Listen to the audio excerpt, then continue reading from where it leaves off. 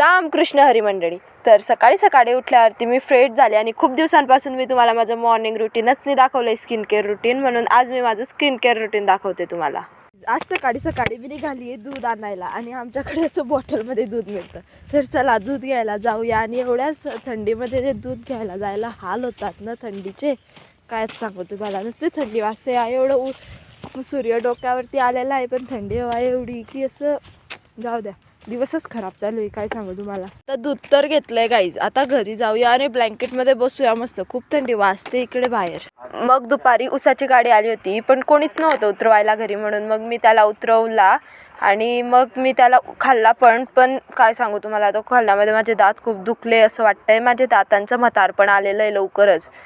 आणि मग मी थोडंसं काम केलं, काही डब्बे साफ करायचे होते पॅकिंगसाठी तर ते साफ केले आणि असंच माझा दिवस संपला. माझे दिवस बघण्यासाठी मला फॉलो नक्की करा आणि रीलला लाईक नक्की करा. मग भेटूया उद्या.